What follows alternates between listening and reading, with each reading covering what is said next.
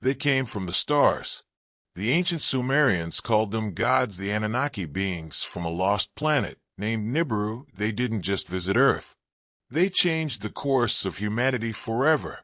This is the story they never wanted you to hear. Hey guys, tonight, we journey back to a time when the Earth was young, and the sky was filled not with airplanes, but with the fiery chariots of giants. You are standing in the dust of ancient Sumer, the sun beating down on your neck, as you stare at a small clay tablet, freshly unearthed, its surface covered in a script that looks like a series of tiny triangular footprints. This isn't just a record of barley harvests or a king's boring decree. It is a story so profound it threatens to shatter everything you thought you knew about our origins. Let's be honest, a story this old and this strange has a way of rearranging your brain cells, and you probably won't survive this with your worldview entirely intact.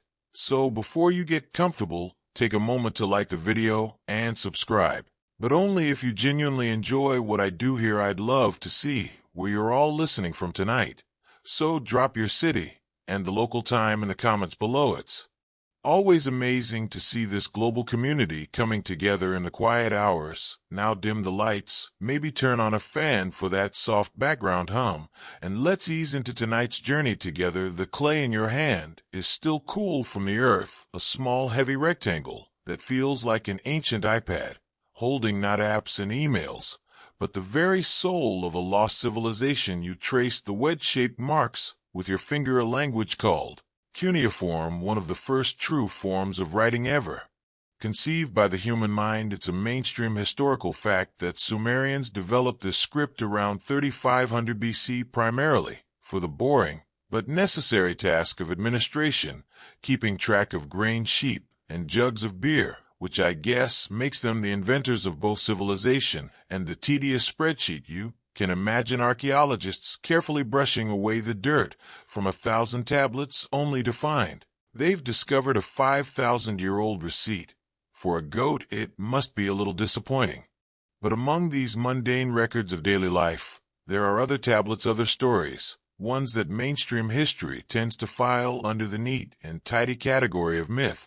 But you feel a strange resonance from this particular piece of clay, as if the voices of its authors are still whispering across the millennia. The story it tells is not about gods in some ethereal heaven, but about powerful beings who came down from the sky and walked on the very ground where you now stand. They were called the Anunnaki, which in the Sumerian tongue translates to something like those who from heaven to earth came. The script itself holds a clue, a quirky little tidbit that scholars noticed long ago. The cuneiform symbol for a star shape called a dinger is the exact same symbol they used for the word God or deity. From the very beginning of their written history, the Sumerians equated divinity with the stars, not as abstract concepts, but as a place of origin, a literal address you look up from the tablet to.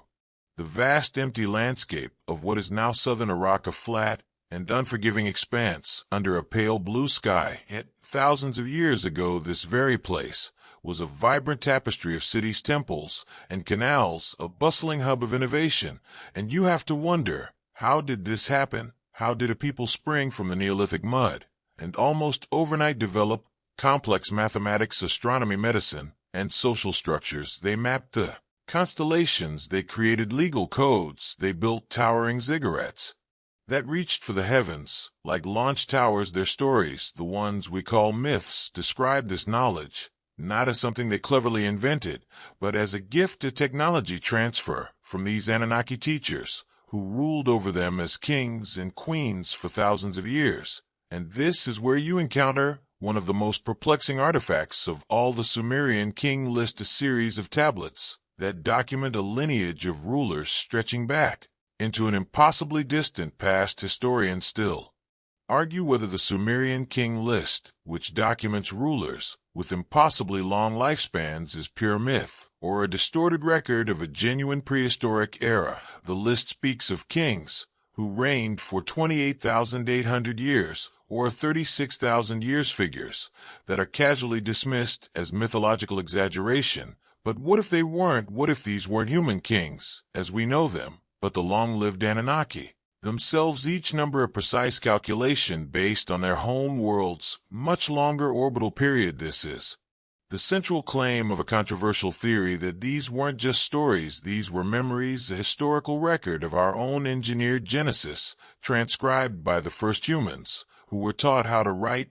by their creators. It reframes everything: the epic poems, the religious texts, the baffling megalithic structures scattered across the globe are no longer just the stuff of fantasy. They become potential evidence, artifacts of a lost chapter in our own autobiography. And as you stand there under the Mesopotamian sky holding this clay message in your hands, you realize the journey ahead is not just about ancient aliens, it's about us. It's about questioning the very foundation of our history, our religions, and our place in the cosmos. The sun begins to set, casting long shadows across the baked earth, and the triangular marks on the tablet seem to glow with a faint light. A story waiting 5,000 years to be told again, a story of a planet called Nibiru, a desperate mission for gold and the creation of a new form of life to serve a purpose it could never have imagined. The desert air grows cooler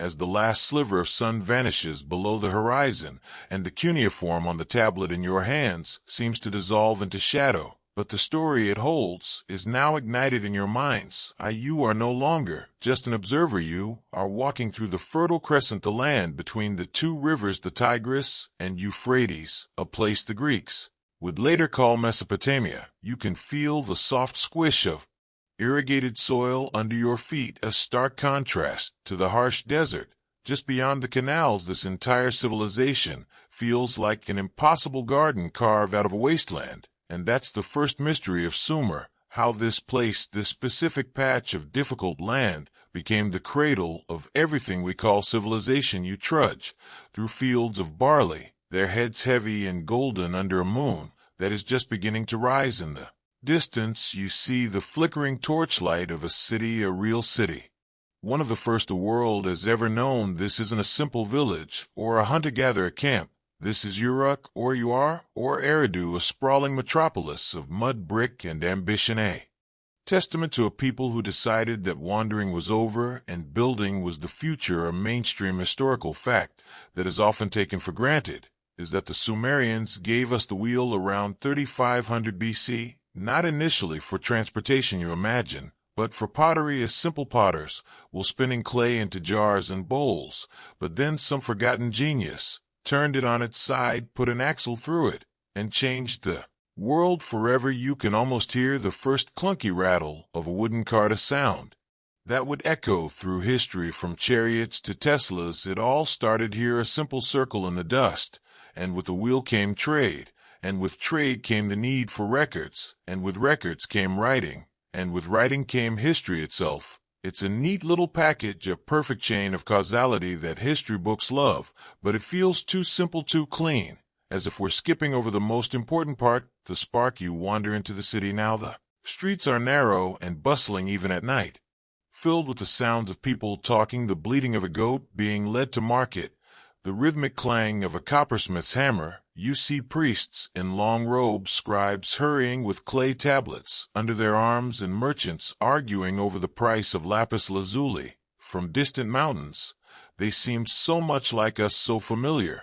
and yet they are separated from you by an ocean of time. And this is where you find a truly quirky and relatable piece of their history on a small tablet now housed in the British Museum. Is the first known customer complaint in human history. A man named Nani wrote to a merchant called Nasir to complain about the wrong grade of copper ore being delivered after a long journey, and the rudeness of his servants. It's a 3,800-year-old bad Yelp review. You can't help but smile at the thought that humanity's first impulse after inventing writing was to complain about customer service. Some things truly are timeless. But this level of social complexity didn't just appear. It required laws and administration long before the famous Code of Hammurabi. The Sumerian king Ur-Nammu created one of the earliest known legal codes, covering everything from assault to inheritance. They invented bureaucracy, the original red tape. So, while they were busy inventing the future, they were also inventing the long wait times at the DMV It seems you can't have one without the other. You find yourself standing before a massive structure at the heart of the city, a ziggurat-stepped pyramid that climbs towards the stars, its corners oriented to the four cardinal points. It is not a tomb like the Egyptian pyramids, but a temple, a house for a god, and a stairway to heaven. The priests who lived and worked here were also astronomers. They mapped the sky with breathtaking precision. They identified planets like Jupiter and Saturn. They tracked the path of the sun and moon, creating a sophisticated calendar to regulate their planting and festivals, and they did it all with the naked eye. And a system of mathematics based on the number 60, a sexagesimal system that we still use today to measure our minutes, our seconds, and the degrees. In a circle Y60, it's a brilliant number easily divisible by 1, 2, 3, 4, 5, and 6, making calculations easy. But how did they land on this advanced system so early in their development? Historians still argue whether Sumerian culture was a homegrown development that blossomed in isolation or the result of a sudden influx of people and ideas from a yet undiscovered location. The archaeological record shows them arriving in Mesopotamia with their language and culture already fully formed. There are no primitive stages of Sumerian civilization to be found. They just show up and build the modern world from scratch. It's as if a team of MIT engineers was dropped into the Stone Age and told to get to work. You lean against the cool brick of a low wall and look up past the ziggurat to the night sky. The same stars they watched are wheeling overhead, a vast glittering canvas of cosmic dust and distant suns. They knew so much, they achieved so much so quickly, and the only explanation they ever gave was the one etched onto that tablet you imagine in your hand, the one that said, "We didn't invent this, it was given to us. It was a gift from the Anunnaki, the gods, who came from the sky." And as you stare into the darkness, you start to wonder if maybe, just maybe, we should take them at their word. The ziggurat isn't just a monument, it's a piece of corporate divine real estate, a branch office for the celestial management team. You walk towards it drawn by a sense of purpose you didn't know you had. The air grows thick with the smell of burnt offerings and cedar incense, a scent designed to please the nostrils of the gods. But the gods of Sumer, as described in the tablets, are not wisps of smoke or ethereal spirits. They are solid, they are flesh and blood. They walk, they eat, they drink, they bleed, and they get seriously annoyed with their subordinates. You pass through the outer courts where mortals are allowed to gather, and you see the depictions carved into the stone walls and on cylindrical seals rolled into wet clay. These aren't abstract symbols of divinity.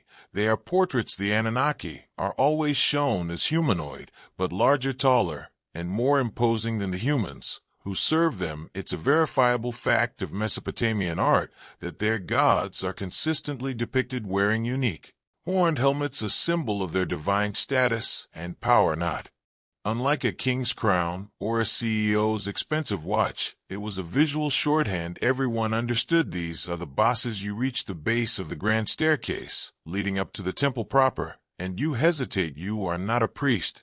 You are not a king. You have no business here. But in your mind you ascend the towering steps, one by one, until you reach the top, a sanctuary that is supposed to be the gods' earthly home. And there you see them not as gods, but as governors, as commanders, as scientists, a board meeting of beings who are running this entire planetary operation. You can almost picture the scene. One of them, a towering figure with a long beard, is looking at a star chart etched onto a lapis lazuli tablet. Another is dictating instructions to a human scribe who is frantically trying to keep up, making tiny wedge-shaped marks in a slab of wet clay. They are not floating on clouds. They are working. These beings, according to the texts, had physical bodies that required sustenance. They ate the best food, they drank the finest beer and wine often served by their human attendants, and they had very human-like desires and personalities.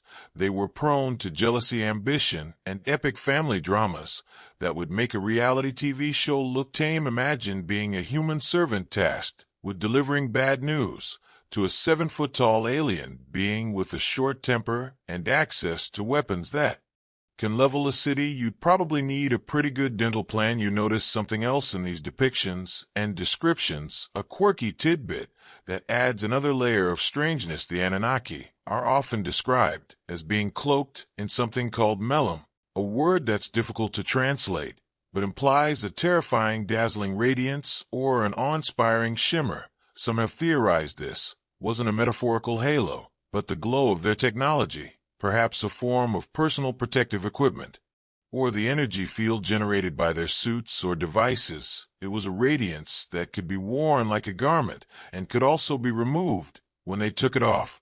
They looked more like humans, just very tall ones, who would still probably dominate in a game of basketball. You imagine one of them complaining to another that his melum suit is on the fritz again, making that annoying buzzing sound right next to his ear. This physicality is what makes the Sumerian stories so different from later religions.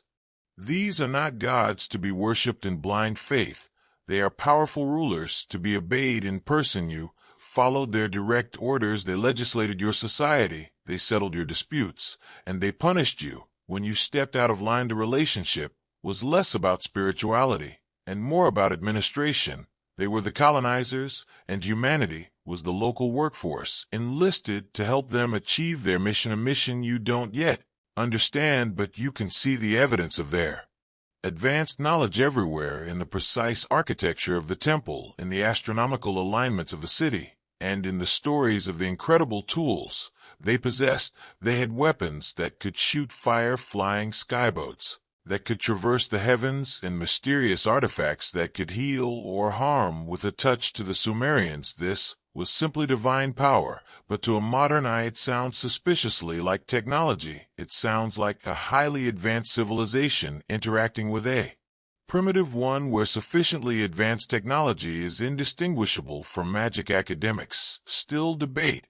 whether the descriptions of the Anunnaki's brilliance and terrible splendor refer to a metaphorical divine quality or a literal description of advanced, perhaps radioactive technology. The idea of these gods walking among men isn't just a fringe theory. It's right there in the mainstream text. The Epic of Gilgamesh, one of the oldest pieces of literature in the world, describes the hero Gilgamesh as being 2/3 god and 1/3 human, a direct descendant of the Anunnaki. This wasn't seen as a bizarre claim. It was his resume, his royal lineage, the source of his power and authority. The line between God and man was not a chasm. It was a permeable membrane, one that could be crossed through birthright or by special favor. As you stand in this imaginary throne room, you realize the awe the Sumerians felt was not just religious fervor. It was the very real and understandable intimidation you'd feel standing in the presence of a being who was bigger, stronger, smarter,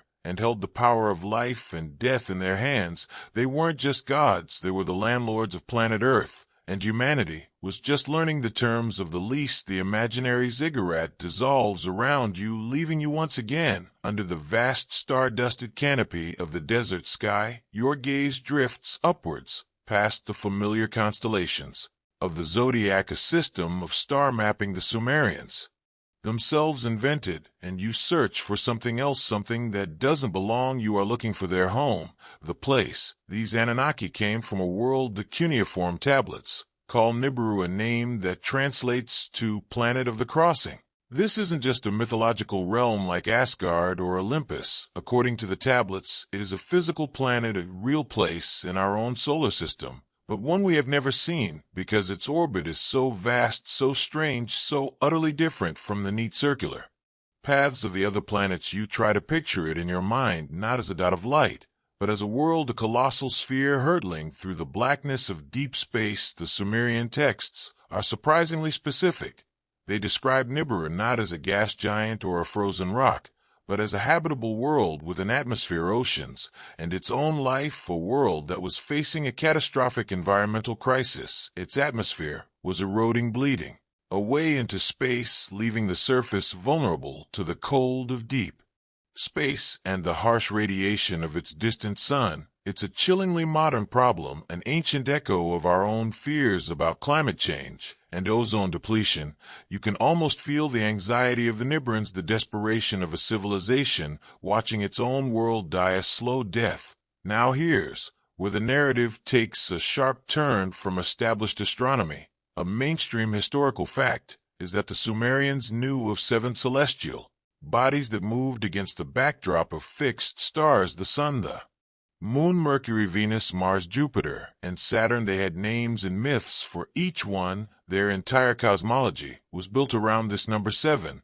but their sacred texts and cylinder seals consistently depict a solar system with more members. One famous Akkadian cylinder seal, known as VA243, shows the Sun at the center, surrounded by all the planets we know today, including a representation of Pluto, which wasn't officially discovered until 1930, but between Mars and Jupiter, there is one extra planet, a 12th member of the solar family, counting the Sun and Moon as the Sumerians did. This is Nibiru, the home of the gods. You imagine the Nibiruan scientists huddled over their own equivalent of clay tablets, calculating trajectories and analyzing atmospheric data, desperately searching for a solution to their planet's decay. They discover that suspending fine particles of gold in their upper atmosphere could patch the holes, reflecting sunlight and retaining heat. It's a desperate gambit, a planetary scale act of geoengineering that requires an astronomical amount of gold, far more than they possessed on their own world.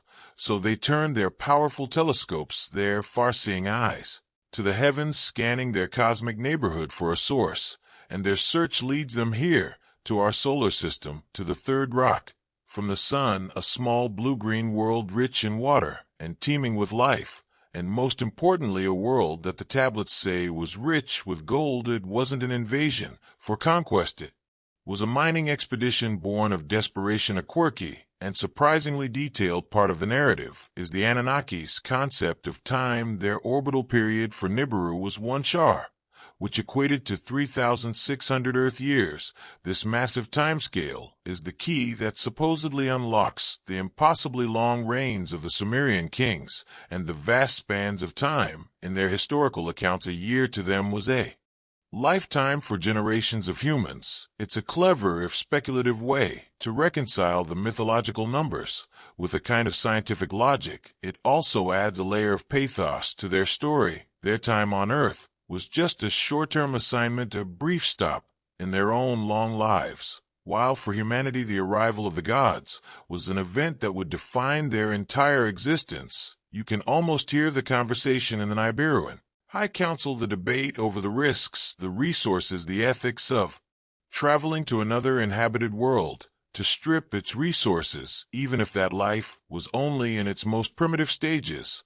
They were not malicious conquerors. In this telling, they were survivors making a hard choice, and the choice was to come to Earth. You can see their ship in your minds. I have vast vessel descending through the clouds, not a chariot of fire in the metaphorical sense, but a literal spacecraft gleaming under the sun. Its arrival must have been a terrifying spectacle for the primitive hominids roaming the plains of Africa, a new star in the sky that grew larger and brighter until it blotted out the sun, a mountain descending from heaven. This is the moment of contact, the point where two worlds collide, and the course of history on our planet is irrevocably altered. Astronomers and historians, of course, have a lot to say about this, and the debate is fierce. Historians still argue whether the Sumerian concept of Nibiru was a genuine cosmological belief in a physical 12th planet, or a metaphorical representation of a supreme deity like Marduk who brought order to the cosmos. Mainstream science finds no evidence for a massive planet on such an orbit, arguing its gravitational pull would have wreaked havoc on the other planets, disrupting their paths in predictable ways. Yet the story persists embedded in the oldest records of human civilization, a detailed and internally consistent narrative that answers the fundamental questions of who we are and where we came from. You look up at the sky again, and the familiar patterns of the stars seem less comforting. Now they feel incomplete, as if there's a missing piece to the puzzle, a ghost planet haunting the edges of our solar system, a home world whose fate became inextricably linked With our own, the cool desert wind whispers past you, and it almost sounds like a countdown, a ticking clock, measuring the 3,600-year orbit of a world we were never meant to know existed. The chilly desert night now feels like the deep cold of interplanetary space. You are no longer on Earth, but with them on their vast ship, hurtling through the void, a small band of pioneers on the most important mission in their world's history. The fate of Nibiru rests on their shoulders. You can feel the low hum of the ship's engines, a constant vibration that is both reassuring and deeply unsettling. They are a long way from home, and there is no guarantee of success. Their leader, according to the texts, was a being named Alalu, a king who had been deposed back on Nibiru and was undertaking this dangerous mission to reclaim his honor and his throne. It's a story of political exile and desperate redemption, playing out on a cosmic scale, a soap opera among the stars. You imagine Alalu on the bridge of his ship, staring at the view screen as Earth grows larger and larger, a swirling marble of blue, white, and green, a world of stunning beauty and unknown dangers. He is the first Nibiruan to see it up close, the first to truly comprehend the potential and the peril of their mission. The tablets tell us their journey was not a simple straight line. They had to navigate the asteroid belt, which the Sumerians chillingly called the Hammered Bracelet, a celestial minefield that threatened to destroy their vessel. They used fire-water to power their ship, a description that sounds remarkably like liquid fuel, and they possessed detailed star charts that allowed them to navigate the treacherous path between their world and ours. This journey itself is a testament to their advanced technology, a feat that we are only just beginning to contemplate ourselves after scanning the planet from orbit. Their first target is the region we now call Southern Africa. The texts specifically mention its abundance of gold.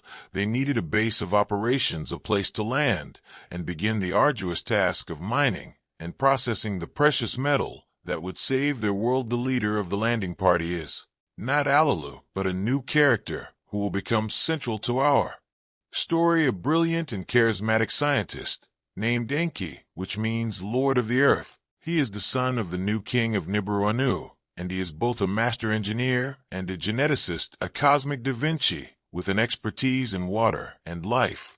You can picture his excitement, his scientific curiosity overriding the fear and the gravity of the mission. For him, Earth is not just a mine, it's a laboratory, a biological wonderland teeming with new and exotic life forms that he is eager to study. A solid mainstream fact is that some of the oldest gold mines on Earth, discovered in South Africa, have been dated to be over 100,000 years old, far older than any known human civilization capable of such large-scale mining operations. Archaeologists often attribute these to primitive human efforts, but the sheer scale and age of the mines are puzzlingly advanced. It's a historical anomaly that fits perfectly into the Anunnaki narrative, a physical scar on the Earth that could be the remnants of their very first mining operations. Enki's ship descends through the atmosphere, landing with a thunderous roar in a swampy marshland near the coast of the Persian Gulf. The chosen location is a place where rivers meet the sea, a place with access to fresh water and a direct route to the ocean for transporting the processed gold back to their orbiting craft.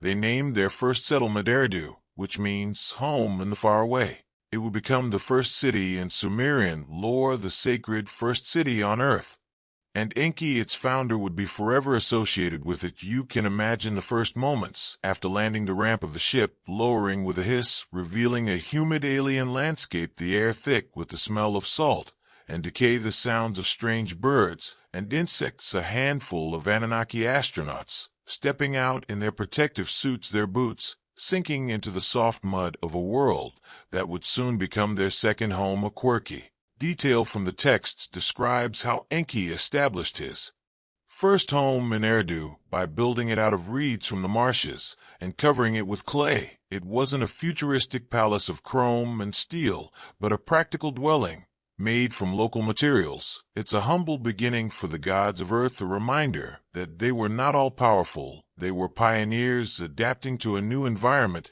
using what was available, just like any human settler would. This image of gods living in a reed hut is both comical and strangely humanizing. It brings them down to earth both literally and figuratively. But their task is monumental. They must set up a full-scale mining and refining operation thousands of light years from home, with only a small crew and limited resources. It's a cosmic construction project of epic proportions. Historians still argue whether the sudden appearance of advanced canal and irrigation technology in Mesopotamia was an indigenous innovation or an import from another culture. The texts suggest it was Enki's primary expertise. His first great gift to the earth was the management of its water. He drained the marshes, he dug canals, he created fertile land from the swamps, transforming the region into a place that could sustain them and eventually the human workers they would create. But for now the work is backbreaking, and it falls to the rank-and-file Anunnaki, the astronauts and engineers who accompanied Enki on this mission. They are the ones who will have to dig the mines, haul the ore, and operate the machinery under a sun and in an atmosphere that is not their own. Their grumbling has not yet begun, but the seeds of discontent are being sown in the hot, humid soil of Eridu. Enki stands on the shore, looking out over the waters of the Gulf, a brilliant scientist on a hostile world, tasked with a mission of survival. You can almost feel his loneliness and the immense weight of his responsibility. He is the lord of a new world, but it is a world he must first tame and exploit for the sake of his old one. The sun sets on the first day of the Anunnaki on Earth, and the great work has just begun. The first sunrise over Eridu is a muted affair, a hazy orange glow filtering through the humid air. You can feel the oppressive dampness seeping into your clothes, a constant reminder that you are in a swamp at the edge of a great sea. Enki is not alone. For long the 50 astronauts who descended with him, the first Anunnaki on Earth, emerged from their ship blinking in the unfamiliar light. They are engineers, geologists, pilots, and scientists, but today they are construction workers. Their first task is to make this alien mudflat habitable. You watch as they deploy their equipment, strange tools that hum with an internal power. They slice through the thick reeds, level the ground, and drive pylons deep into the unstable soil. It's not magic, it's just very advanced engineering, the kind that can build a city on what is essentially a marshland. It's a mainstream historical fact that Eridu, located in modern-day Iraq, is considered by archaeologists to be one of the earliest and most enduring cities in human history. Its lowest levels date back to the 6th millennium BC, and for thousands of years, it was the primary cult center for the worship of the god Enki. History remembers the city and its master, even if it has forgotten the details of their arrival. The city grows not overnight, but with a determined pace. Residential modules are assembled, a command center is established, and a perimeter fence is erected, not just to keep intruders out, but perhaps to keep the local megafauna from wandering in and becoming a nuisance. You can imagine the first Anunnaki health and safety meeting being about not leaving your lunch unattended, lest it be snatched by a prehistoric crocodile. They are building a home, but also a factory, a processing plant for the gold that will soon be arriving from the mines in Africa. They lay down a landing pad for the shuttlecraft that will ferry the ore, and they construct a towering antenna, a communication device, to speak with the main ship still orbiting high above Earth. At the very center of the settlement, Enki directs the construction of his personal dwelling and laboratory, a structure that will be remembered in myth for millennia. The Abzu, the House of the Abyss, or House of the Deep Waters. It's a wonderfully ominous name, a quirky detail that speaks volumes about Enki's domain.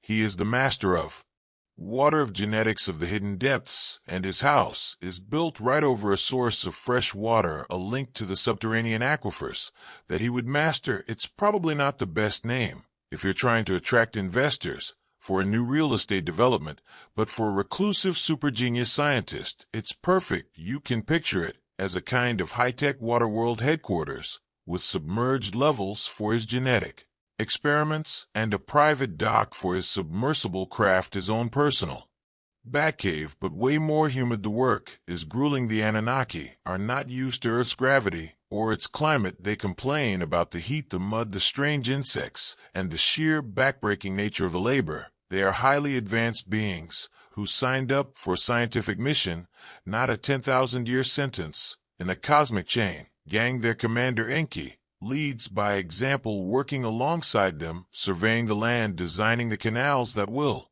drain the marshes and create farmland. But even his enthusiasm can't completely quell their growing discontent as ziggurat begins to rise in the center of Eridu, the precursor to the great step pyramids of later Sumerian cities. At this stage, it's little more than a raised platform, a mound of packed earth and reinforced brick, but its purpose is debated even today. Historians still argue whether the earliest ziggurats were primarily religious altars, administrative centers, or sophisticated astronomical observatories. In the context of this story, its function seems brutally practical. It's a launch and landing platform for their spacecraft high above the mud and the floodwaters, a beacon for incoming ships, and a defensible high ground in a flat and dangerous landscape. You can see the first shuttlecraft arriving from Africa, a sleek cargo hauler descending from the upper atmosphere, its hull scorched from re-entry. It lands with precision on the newly completed platform, and its ramp lowers to disgorge its precious cargo, unrefined gold or the first fruits of their labor. There is a moment of celebration, a brief respite from the toil, as the Anunnaki gather to inspect the dull brownish rocks that hold the key to their world's survival. But the celebration is short-lived. The sheer volume of ore required is staggering. What they have brought back is a mere bucketful compared to the ocean they need. The mines in Africa must be expanded, production must be ramped up, and the small crew at Eridu must work faster, harder, and longer. The initial excitement of the mission is beginning to fade, replaced by the grim reality of a long and difficult campaign. You can almost hear them bickering over the schematics, arguing about the most efficient way to build the refinery, their egos and frustrations bubbling to the surface like methane in the swamp. This whole operation needs a serious project manager, or it's going to get bogged down in arguments over who used the last good power conduit. Enki stands on his half-finished temple looking down at his fledgling city, a tiny speck of Nibiru, an order in a vast chaotic world. He has built his home in the far away, but he knows this is just the beginning. The real challenge is yet to come. The mission needs more hands, more resources, and more importantly, it needs a stronger authority to manage the growing discontent and the monumental logistics of the task at hand. And so a message is sent up to the heavens, to the great ship of the king, a request for reinforcements and a new commander to oversee the entire Earth operation. The swampy solitude of Eridu is about to be shattered. You can feel a shift in the atmosphere, a new tension that has nothing to do with the humidity or the threat of prehistoric predators. The message sent by Enki has been received, and the response is on its way. A new commander is coming to Earth, and it is none other than Enki's own half-brother.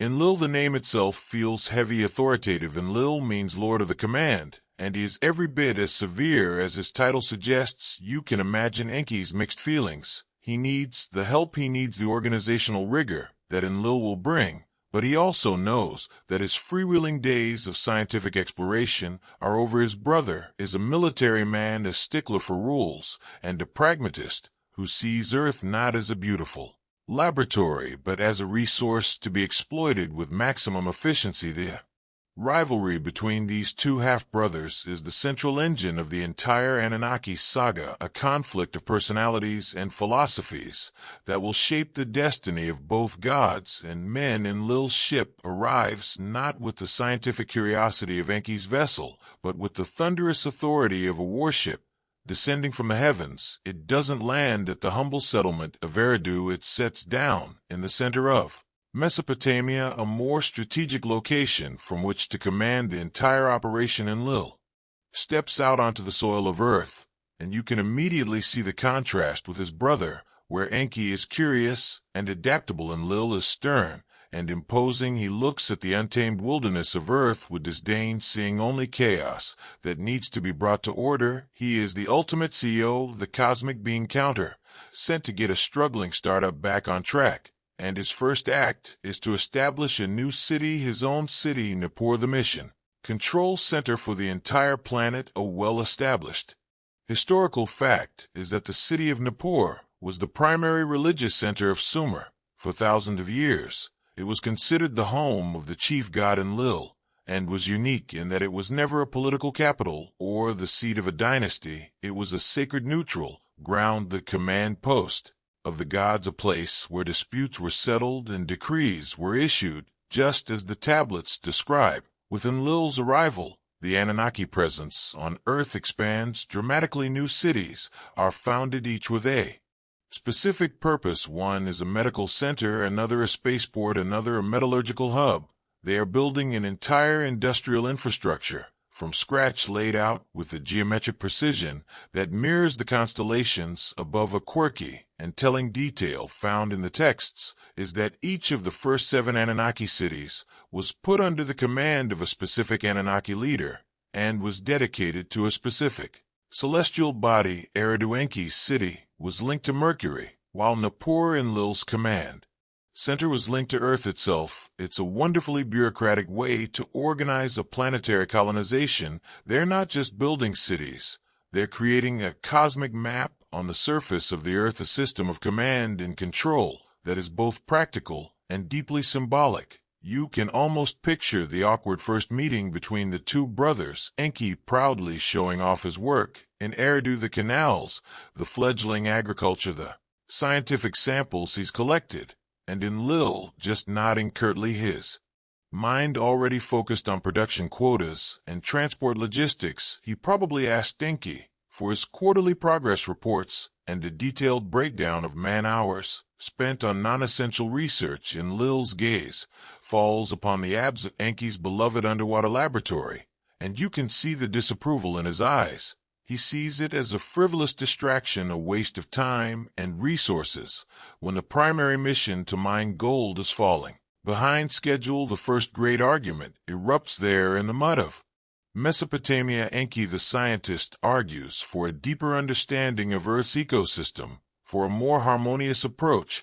Enlil the commander argues for ruthless efficiency, for stripping the planet of its resources as quickly as possible and returning home. It's a classic conflict, science versus industry, exploration versus exploitation, and it sets the stage for every major decision that will follow. Historians still argue whether the persistent mythological theme of warring brother gods found in cultures worldwide stems from a universal psychological archetype or from a common historical source. The story of Cain and Abel, Osiris and Set, or the Norse gods, is echoed in this primary Sumerian conflict between Enki and Enlil, suggesting a single ancient narrative that was fractured into countless different myths. Enlil's authority is absolute.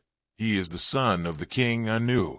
By the king's official consort, he has the legal right to command. Enki, as the son of a secondary wife, is his subordinate.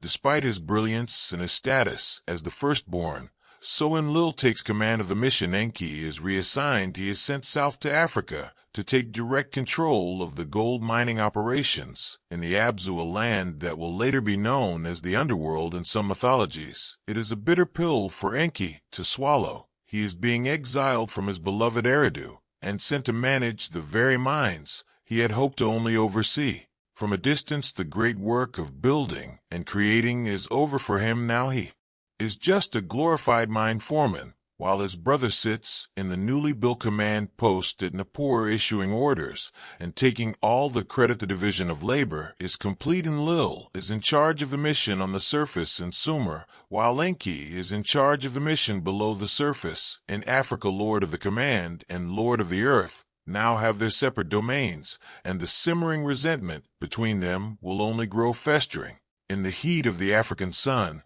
and the humid swamps of Mesopotamia, setting the stage for an act of rebellion that will change the world forever. You are no longer in the relatively pleasant marshlands of Mesopotamia. You are in the blistering heat and choking dust of southern Africa. The Abzu as the Anunnaki call it the land of the deep minds. This is Enki's new domain, his gilded cage, and you can feel his frustration, a brilliant mind forced to oversee the monotonous task of brute force extraction. But the ones who truly suffer here are not the commanders like Enki. They are the rank-and-file Anunnaki, the ones who were recruited for this mission with promises of scientific glory and a quick tour of duty. Now, they are covered in grime, their advanced suits caked with mud and rock dust, their bodies aching from the relentless labor in the deep shafts. They are the Ijiji, a term used in the text to refer to the group of younger gods or astronauts who were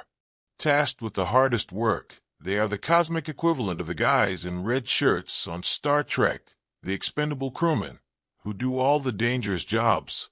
You follow them down into the dark, suffocating confines of the mines. The air is thick with the smell of ozone from their cutting tools and the metallic tang of raw earth.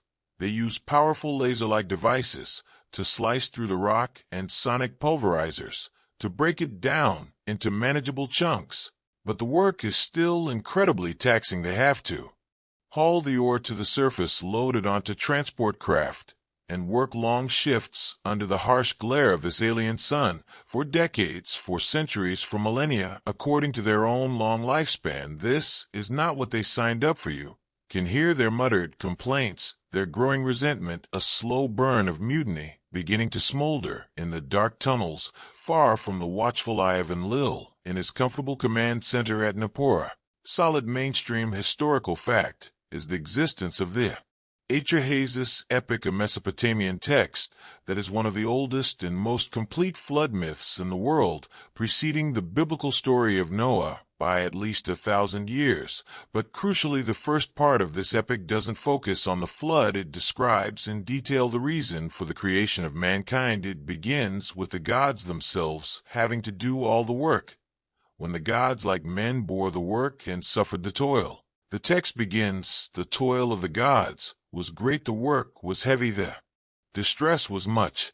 This isn't a fringe translation, it's the accepted academic reading of a foundational myth that explicitly states the gods had to do manual labor, and they absolutely hated it. It is the first recorded labor dispute in history. The grumbling of the Ijiji grows louder with each passing shar, each 3,600-year cycle. They see the endless piles of gold being shipped off-world back to Nibiru, a home they are beginning to forget while they remain trapped in this dusty hellhole. Enki, their direct commander, is sympathetic. He understands their plight. He is a scientist, not a slave driver. He tries to improve their conditions, to automate the processes.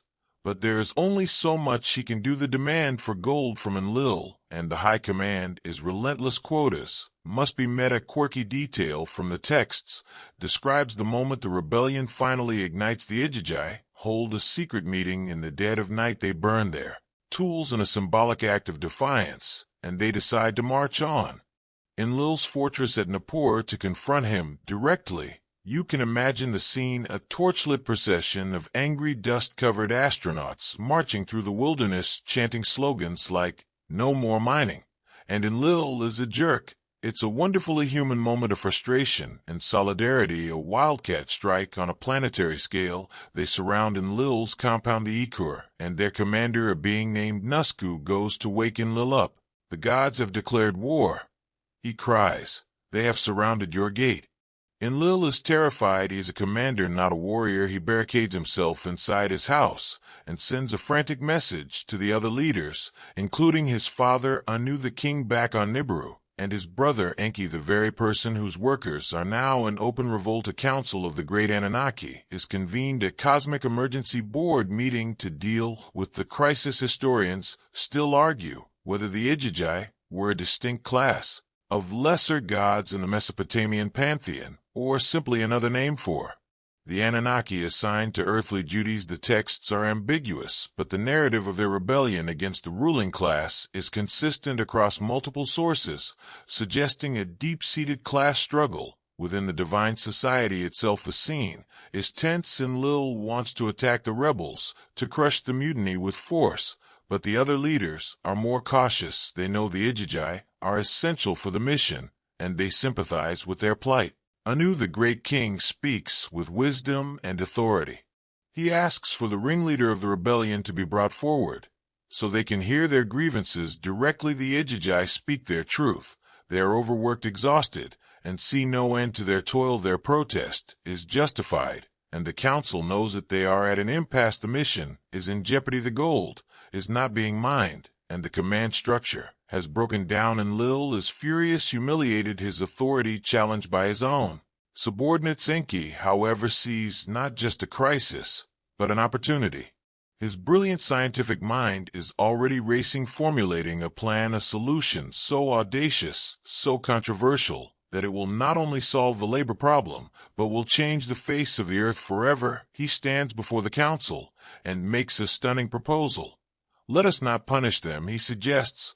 Let us instead create a worker, a primitive being to take over the toil. Let us create a slave. And he knows just where to find the raw materials. He has been studying the primitive hominids already, roaming the plains of Africa, bipedal creatures that are almost, but not quite what he needs. All they require is a little upgrade, a touch of Anunnaki engineering, a genetic modification that will create a new being in the image of their masters. The solution to the gods' labor problem is the birth of humanity. The tense atmosphere of the council chamber crackles with the audacity of Enki's proposal. You can see the looks on the faces of the other Anunnaki leaders, a mixture of shocked skepticism and a dawning sense of desperate hope. Enlil is the most resistant. He finds the idea of creating a new sentient being repulsive. It is messy, it is unpredictable, and it smells of his brother's reckless scientific curiosity. He sees a planet full of primitive workers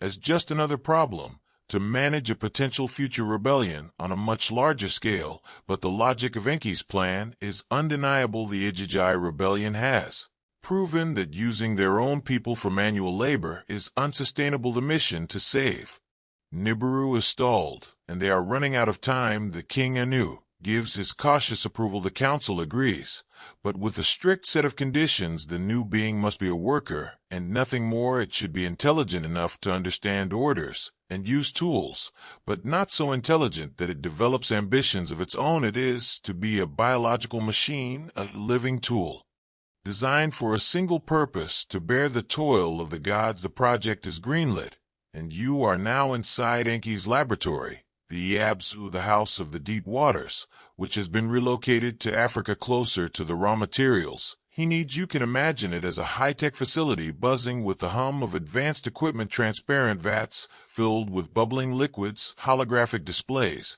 showing complex genetic sequences, and a sterile environment that is a stark contrast to the dusty wilderness.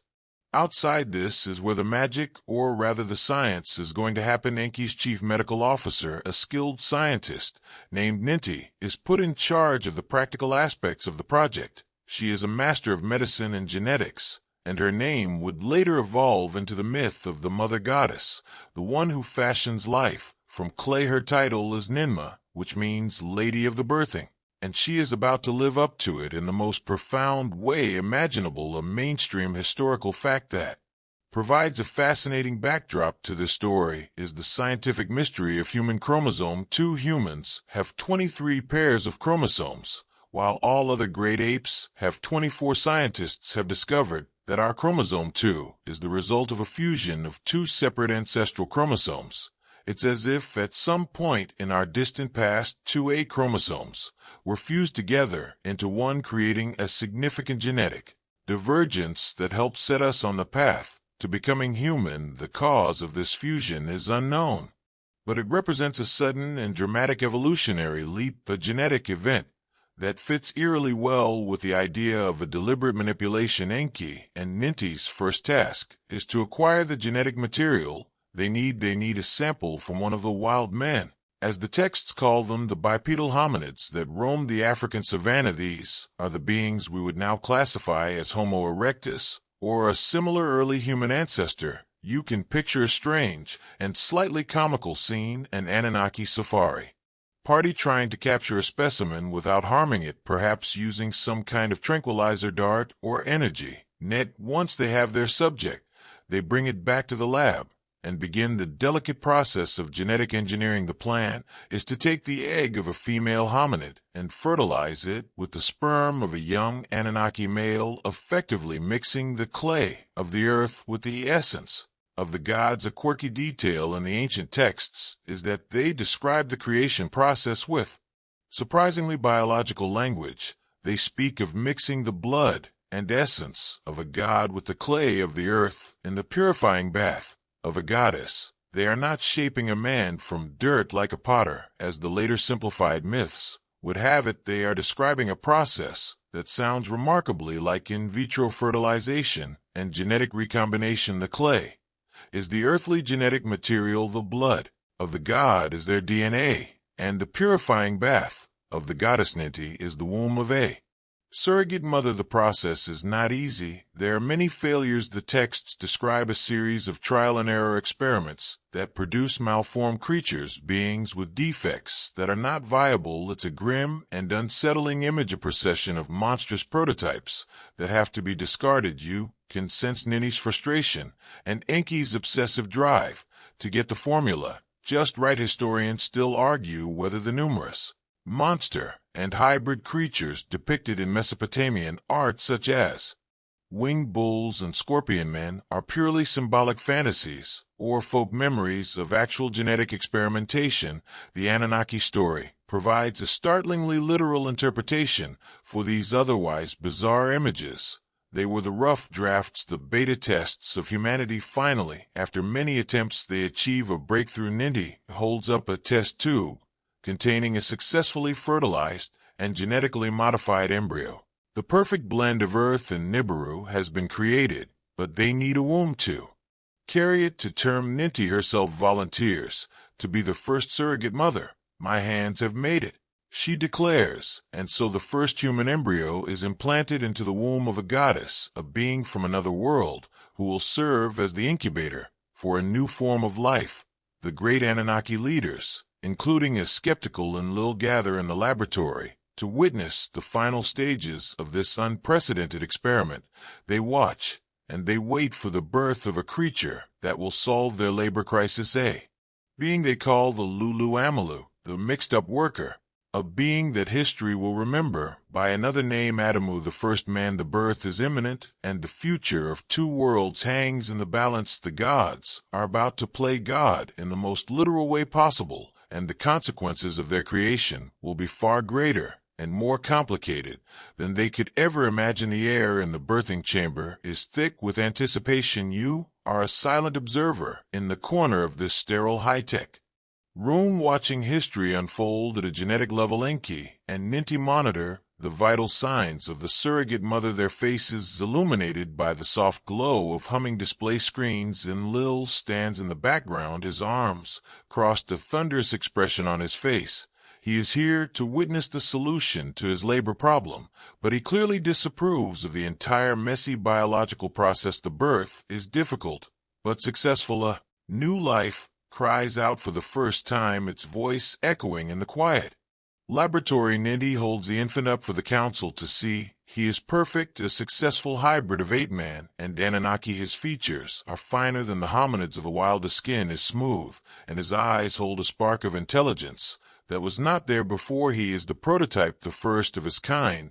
They call him Adamu, a name that resonates through millennia, its echo found in the biblical name Adam. It means earthling, or one made of earth's clay, a simple descriptive title for a being created to serve the gods. You watch as Adamu grows in the controlled environment of the Anunnaki's African compound, the Eden, as they call it, a word that means the home of the righteous ones, and which is another stunningly direct precursor to the biblical Eden. He is not alone for long. Using his DNA and the same genetic engineering process, Ninti creates a female counterpart, a mate for Adamu, so they can begin to produce more workers. Naturally, it's a mainstream historical fact that the mitochondrial Eve theory in genetics suggests that all living humans can trace their maternal lineage back to a single common female ancestor who lived in Africa around 150 to 200,000 years ago. Similarly,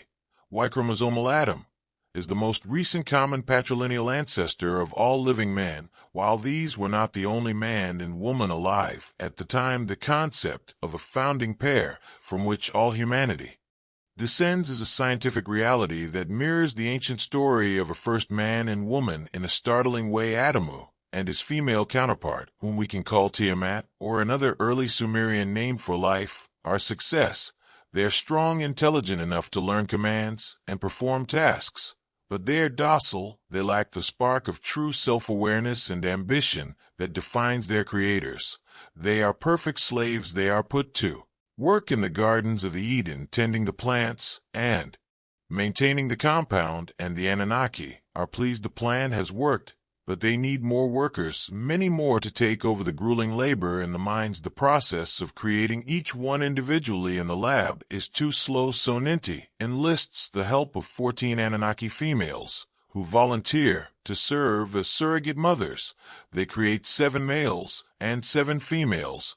The first batch of mass-produced human workers, a quirky and slightly disturbing detail from the tablets, describes the new humans as having a specific identifying feature. They are described as having dark, black-headed hair, which became the Sumerians' own term for themselves for all of history. They called themselves the black-headed people.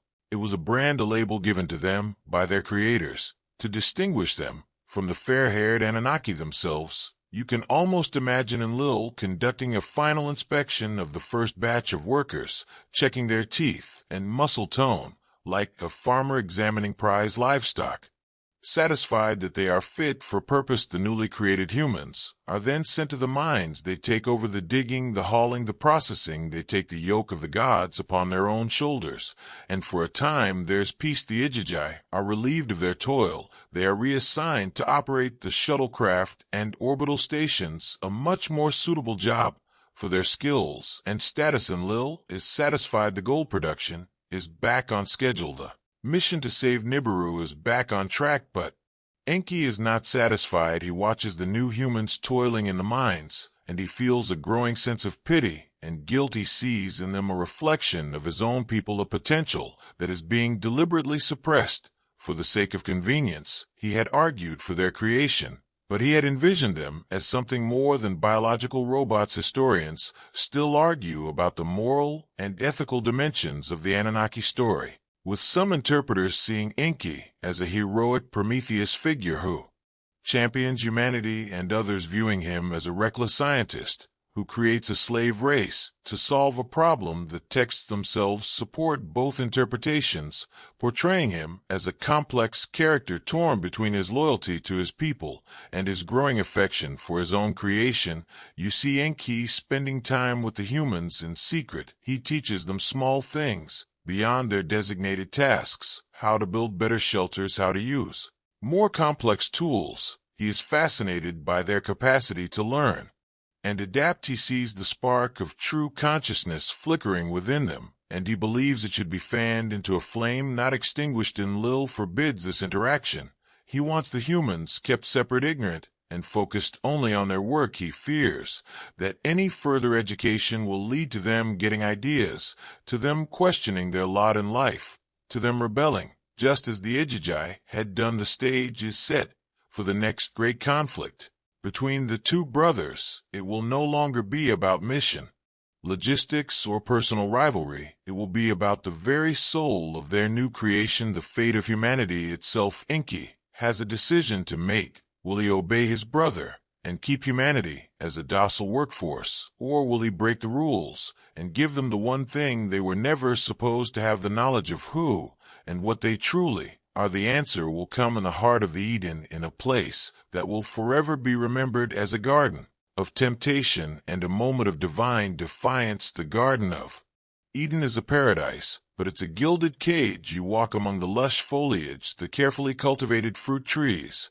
and the perfectly irrigated canals. It is a world of tranquil beauty and absolute control. The first humans, Adamu and his kind, live here in a state of blissful ignorance. They work, they eat, they sleep, and they obey. They have no concept of past or future, no ambition beyond their daily tasks. They are like well cared for pets, living in their master's house, and most importantly, They cannot procreate on their own. They were designed that way as a feature, not a bug, a crucial bit of biological copy protection to prevent them from breeding out of control, and Lil insisted on this failsafe. He did not want a planet teeming with billions of noisy, unpredictable primitives, and for a while the system works perfectly. But Enki watches them, and his heart aches. He sees their limitations as a prison. He sees their ignorance not as bliss, but as a form of cruelty. He believes they deserve more. He believes they are more than just tools. He sees them as his children,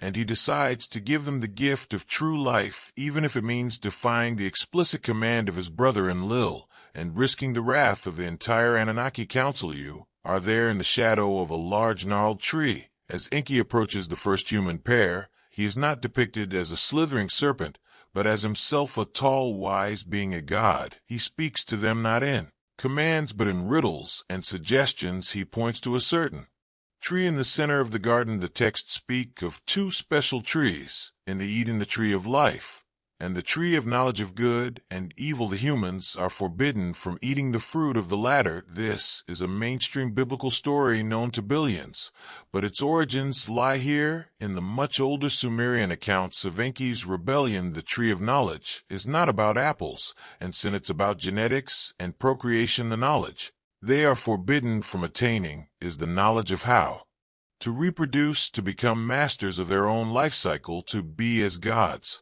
knowing their own creative power. Enki explains to them that Enlil has lied to them, that eating the fruit will not kill them, but will open their eyes. It's a deliberate act of sedition, an act of cosmic whistleblowing.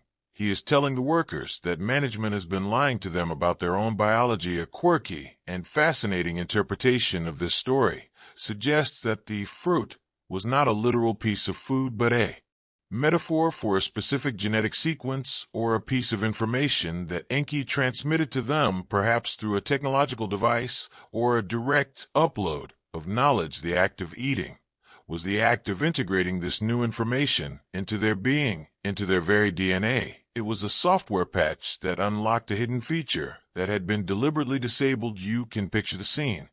Adamu and his mate are confused. They have only ever known obedience, but this is their creator telling them to disobey their commander. It is the first true choice humanity has ever had to make, and they choose knowledge. They choose to eat the fruit, and in that moment everything changes. The texts say their eyes were opened, and they knew they were naked. This isn't about a sudden sense of shame. It's about a sudden sense of self-awareness. They look at each other, and for the first time they see not just a fellow worker, but a male and a female. They become aware of their own individuality, their own sexuality, and their own potential for creation. Their biological copy protection has been cracked. The firewall has been breached. They are no longer sterile mules. They are now a self-replicating species. Historians still argue whether the story of the fall of man is an allegory for the development of agriculture, the loss of hunter-gatherer innocence, or a psychological metaphor for the birth of consciousness and ego. In this context, it is none of those things. It is a straightforward historical account of a specific event, an act of genetic modification performed in defiance of orders. Enlil is furious when he discovers what Enki has done. He storms through the garden and finds the humans hiding, overcome with their new and frightening self-awareness. He knows immediately who is responsible. There's only one being on earth with the skill and the motive to commit such an act, his own brother. The confrontation between Enki and Enlil is epic. Enlil accuses Enki of sabotaging the mission of unleashing a plague upon the earth, a race of beings that will now multiply and fill the world with their noise and their chaos. Enki retorts that he has not destroyed the project, but perfected it, that he has created a truly sentient race, a worthy successor to the Anunnaki themselves. But Enlil's rage cannot be contained. He passes judgment. He banishes Adamu and his mate from the controlled environment of the Eden, casting them out into the wilderness to fend for themselves. You want it to be like us, he thunders. Now you will live like us with toil and hardship, and you will know death. It's a curse born of anger, but it is also the beginning of human freedom. Cast out of the garden, humanity is now on its own, free to multiply, to spread across the earth, to build their own civilizations, and to make their own mistakes. Enki has won the battle for humanity's soul, but he may have started a war for the planet's future. You are no longer in the carefully manicured paradise of the Eden. You are in the harsh, unforgiving wilderness. With the first generation of free humans, the chill of the night is sharper. Hear the sounds of unseen predators.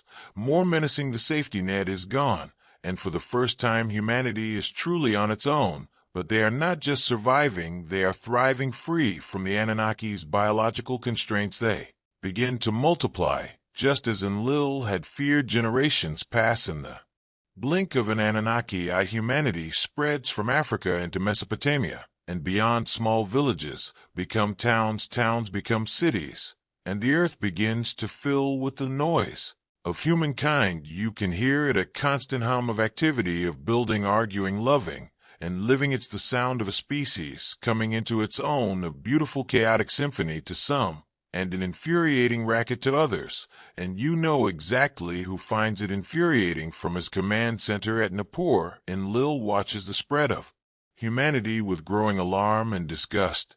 They are everywhere, they are noisy, they are messy, and they are a constant reminder of his brother's defiance. He sees their burgeoning civilizations not as a success, but as an infestation, a pestilence upon the face of his planet. He had come to Earth to oversee a clean mining operation, and now he's stuck as the unwilling landlord of a slum planet teeming with creatures he never wanted created.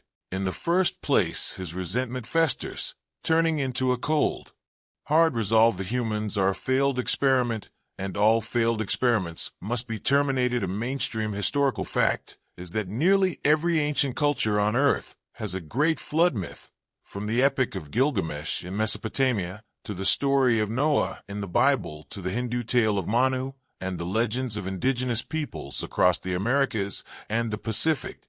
The sheer universality of the story suggests a shared memory of a real catastrophic global event, a trauma etched into the collective consciousness of our entire species. The Anunnaki texts provide a cause for this catastrophe, a trigger that is both cosmic and convenient. Enlil knows that Nibiru's long elliptical orbit is about to bring it back through the inner solar system on its 3,600-year cycle. This is not a surprise. It's a predictable astronomical event. The planet of the crossing is returning. The close passage of a planetary body as massive as Nibiru would have devastating gravitational effects on the other planets, especially Earth. Its immense pull would disrupt the oceans, create massive earthquakes, and most critically, it could cause the gigantic ice sheet of Antarctica to slip into the ocean, displacing an unimaginable volume of water and creating a tidal wave of continental scale, a truly global flood.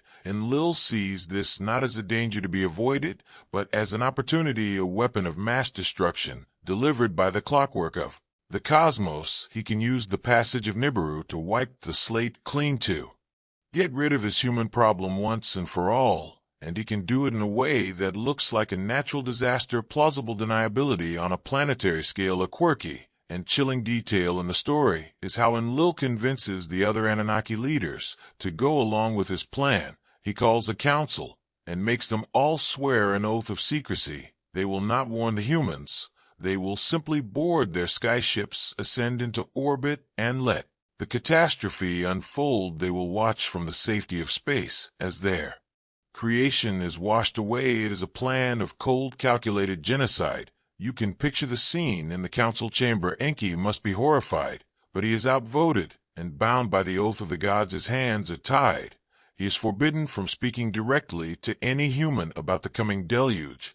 He has to watch as his brother prepares to murder his children. You can feel the tension building, the sense of impending doom. The Anunnaki begin to prepare for their departure. They pack up their essential equipment and prepare their spacecraft for launch. The humans on the ground notice the strange activity. The gods are leaving. They don't know why, but there's a sense of unease, a feeling that something terrible is about to happen. Historians still argue whether the end of the last ice age around 11,700 years ago was a slow, gradual process, or was punctuated by one or more sudden cataclysmic events that caused rapid sea level rise. Evidence for massive megafloods like the one that catastrophically filled the Black Sea basin, lends credence to the idea of sudden deluges that would have been apocalyptic for any coastal or low-lying civilizations. The clock is ticking. Nibiru draws closer in the heavens, appearing as a faint red star that grows larger and more ominous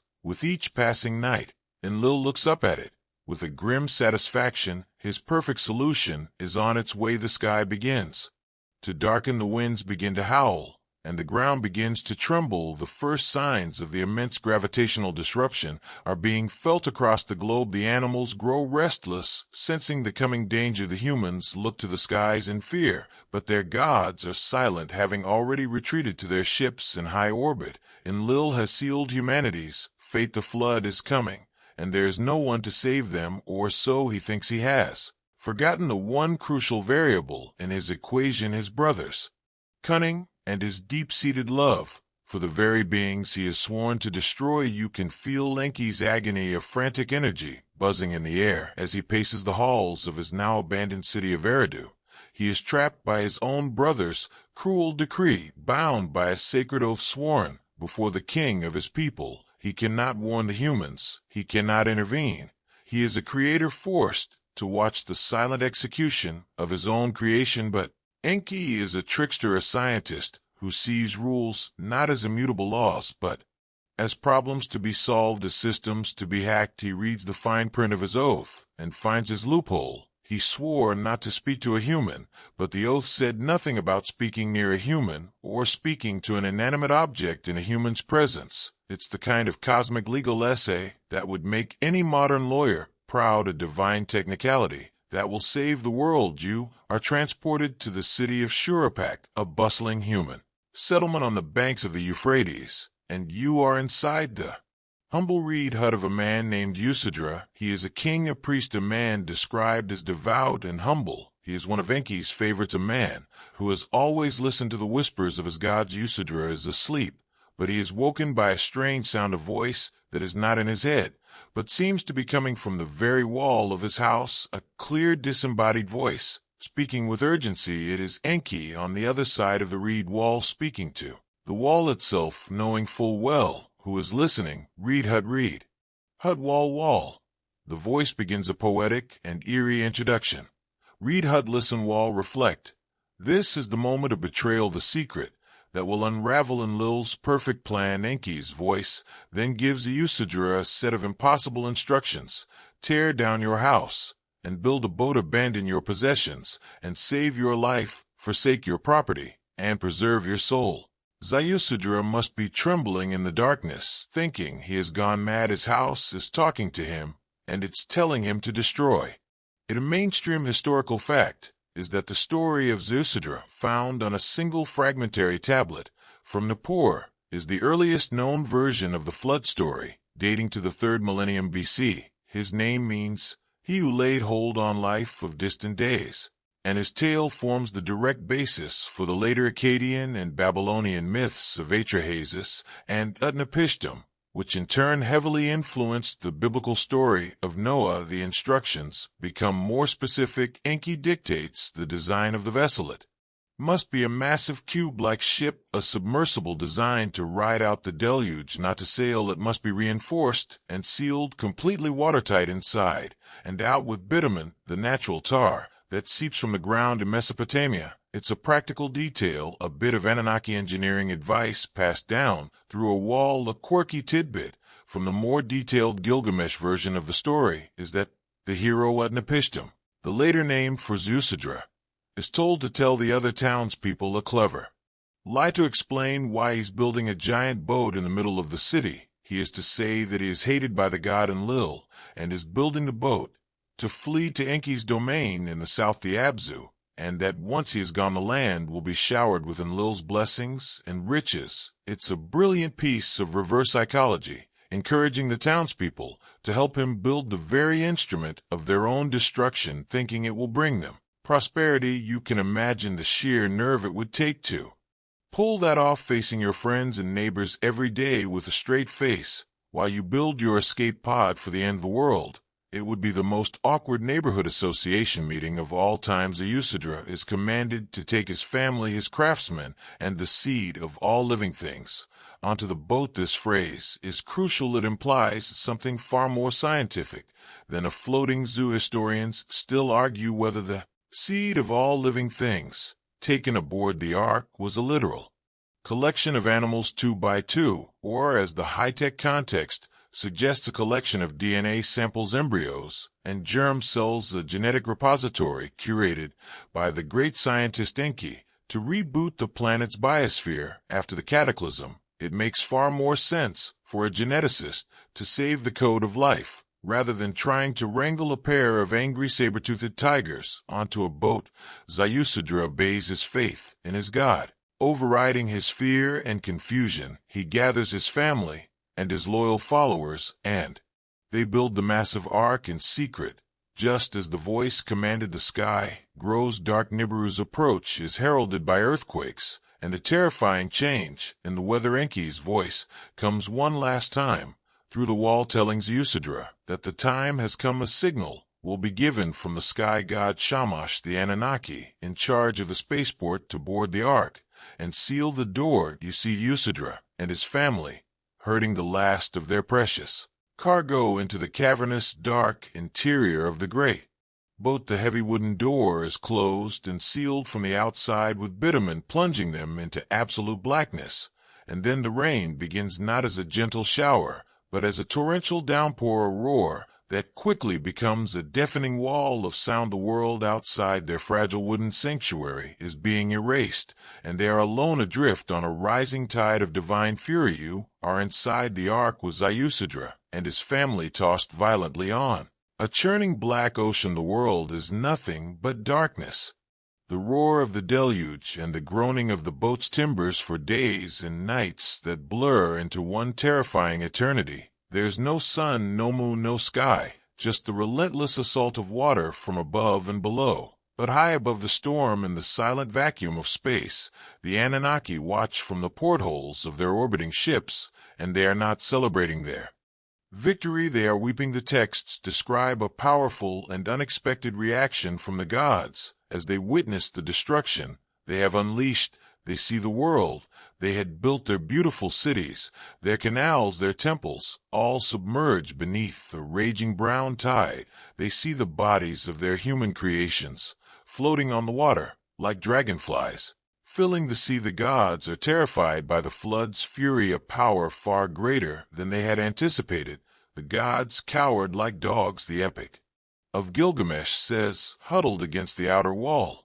They are cold, hungry, and horrified by what they have done. Even the mother goddess Ninti, who helped create humanity, curses Enlil for his cruelty. She weeps for her lost children, a poignant moment of divine remorse. You can feel the dawning horror in their minds. They didn't just prune a garden, they have sterilized a world. Enlil himself is shaken. The sheer scale of the devastation is beyond what even he had envisioned. He wanted to teach humanity a lesson, not obliterate the entire planet's surface. He watches in grim silence as his grand solution becomes a catastrophic mistake. And then through the swirling clouds, a single object is spotted, a boat, a strange cube-like vessel bobbing on the waves. Enlil's shock turns to pure rage. He has been betrayed. Someone has broken the oath, and his fury immediately turns on one person, his brother Enki, the only one with the motive, the means, and the audacity to defy him. It's a tense scene up there in orbit. The gods are already at each other's throats, arguing and placing blame, while the world drowns below. A mainstream historical fact is that geological core samples and archaeological evidence from southern Mesopotamia show a distinct layer of sterile flood sediment dating to around 2900 BC that separates early city levels from later ones. Archaeologist Sir Leonard Woolley discovered this flood layer during his excavations of UR in the 1920s, declaring he had found physical proof of the Great Flood, a claim that is still debated, but which points to a real catastrophic flooding event in the region's history. Back on the ark, the tossing and turning finally subsides. The roar of the flood lessens to a murmur after 7 days. Usidore opens a hatch, and is blinded by the light of the sun. The storm is over. He is floating on a vast silent ocean, under a clear blue sky. In the distance, he sees the peak of a mountain jutting out from the water. The Mount Azur of the epic tales he guides the ark towards. It comes to rest on the mountainside. He has survived. He and his family are the last humans on Earth. A quirky detail from the myth is Usidore's first act upon leaving the ark. He builds an altar and makes a sacrifice to the gods. The smell of the roasting meat wafts up to the heavens, and the hungry gods, who haven't eaten properly since they fled to orbit, gather like flies around the offering. It's a slightly undignified image of these powerful beings desperate for a hot meal. Their relief at finding survivors mixed with the simple animal pleasure of a barbecue after a long and harrowing journey. It brings them crashing back down to Earth, both literally and figuratively. Their ships descend, landing on the peak of the mountain near the ark. The hatch opens, and Enlil storms out ready to confront the survivors.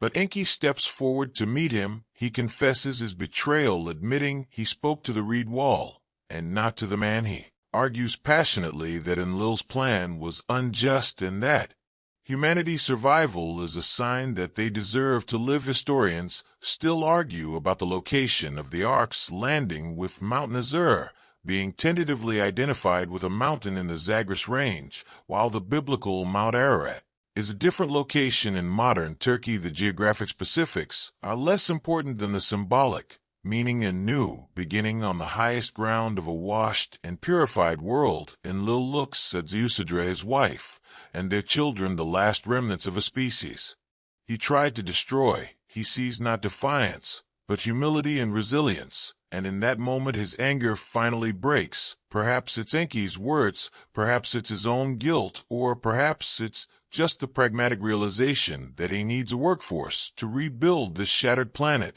Whatever the reason, he has a change of heart. He takes Usidore and his wife by the hand. He blesses them and grants them immortality, or at least the long lifespan of the Anunnaki themselves, sending them to live in a distant land called Dilmun, a paradise island where they will live forever.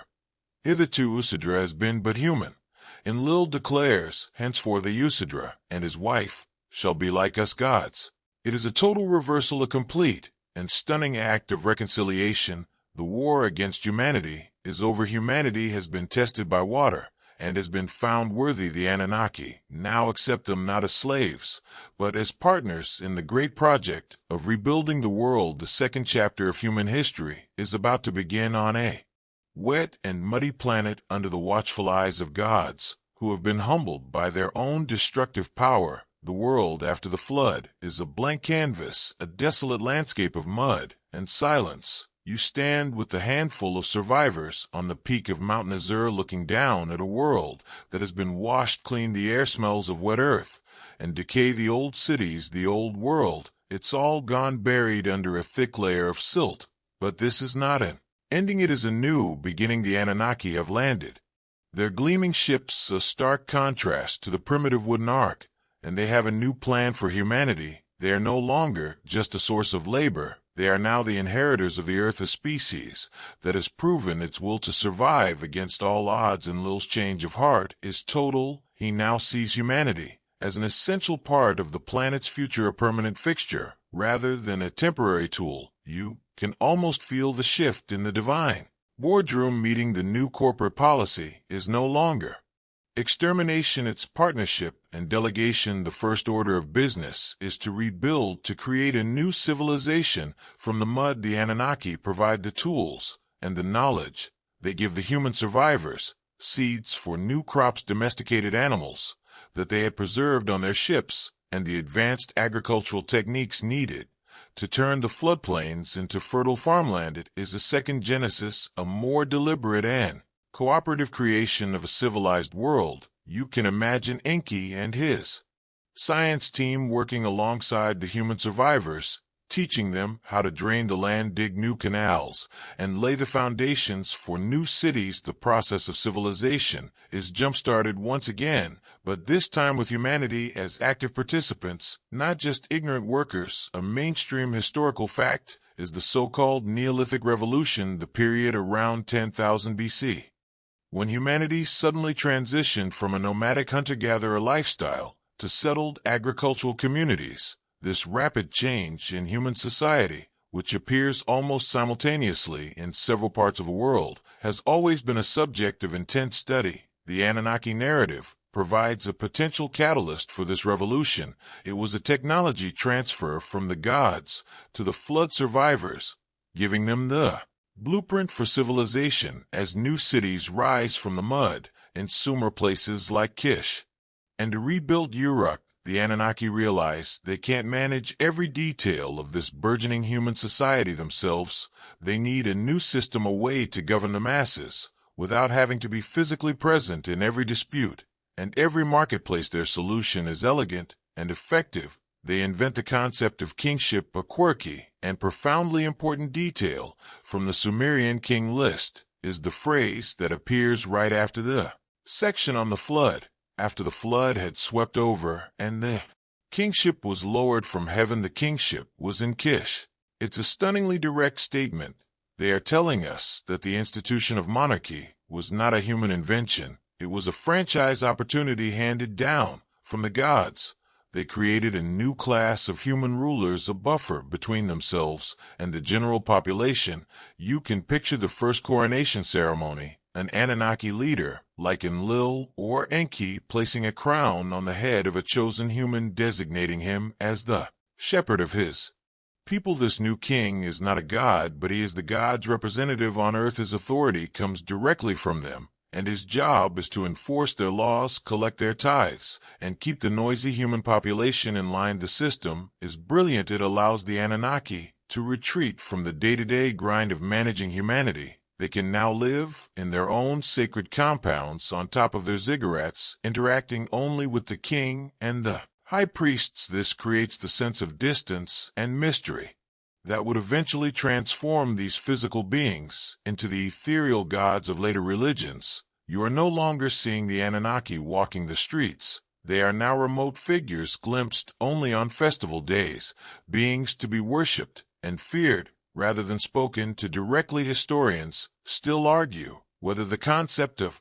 divine right of kings, which dominated political thought for millennia, was a purely political invention to justify power, or if it had its roots in an earlier, more literal belief system where kings were genuinely seen as chosen intermediaries of divine beings. The Sumerian model suggests the latter. It was a practical system of governance that slowly calcified into a religious and political dogma. The new kings are given specific tasks. They must build temples to their patron gods, organize labor for large-scale construction projects, and lead their armies in battle. They are the CEOs of their city-states, reporting to the divine board of directors. The bond between a city and its god is absolute. The prosperity of the city is a reflection of the god's favor, and any misfortune is a sign of their displeasure. This new world order is established across the Fertile Crescent, a network of city-states, each with its own human king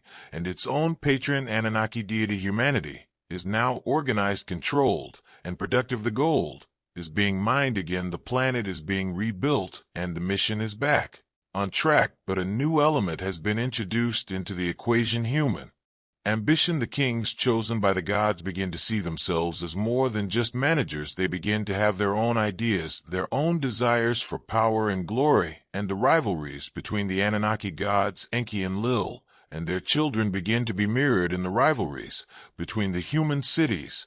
They patronize. The stage is being set for a new kind of conflict, not between gods and men, but between men and men fighting wars in the name of their gods. Your journey takes you west from the muddy plains of Mesopotamia, across the desert sands to the banks of another great river, the Nile, a land that will come to be known as Egypt. The post-flood world is a global project, and the Anunnaki are expanding their operations.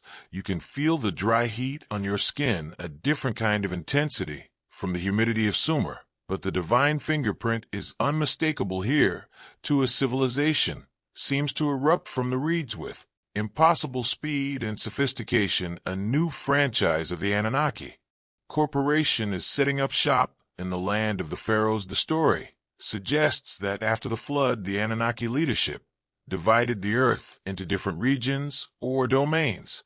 Enlil and his clan retained control over Mesopotamia, but the African continent, including the vital Nile Valley, was granted to Enki and his descendants. This makes a certain kind of sense. Enki was the master of the Abs of the African mines, and he had a pre-existing affinity for the continent. His sons, including a charismatic and ambitious figure named Marduk, would become the new gods of this burgeoning Egyptian civilization.